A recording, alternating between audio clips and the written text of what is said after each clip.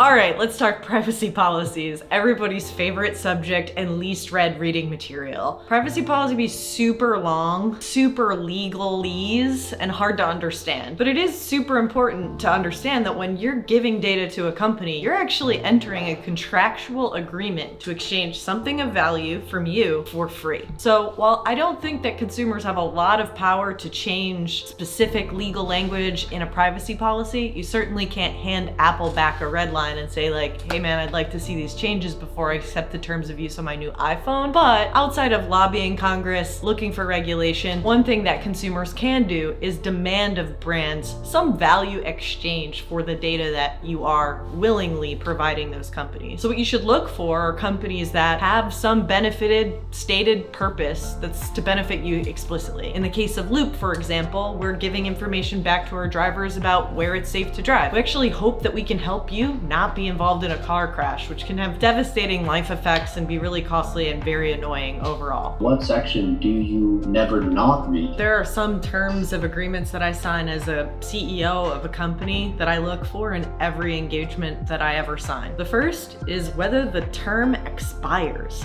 It's something that's super sneaky that a legal friend pointed me to, but it's something I never would have looked for. All of the terms of the agreement are set to expire and no longer be valid. So in some cases, people will have you sign a non-disclosure agreement, an NDA, which is essentially a legal document that says you will not share any confidential information outside of the conversation with the two named parties. Some folks will have you sign that with a term attached to it, which means after a year, you no longer have those obligations to that company, and frankly, that company doesn't have those obligations to you anymore as well. So whenever you're looking at an NDA, one thing to definitely look for is when does the term expire? Some other funny ones that people try to throw in there are like complementary copies to your information. Complementary copies, I mean, if you want a complimentary copy, you're actually gonna have to pay for it. So being mindful when you read legal documents to read each section and think about how it's going to be implemented, how downstream those terms might be litigated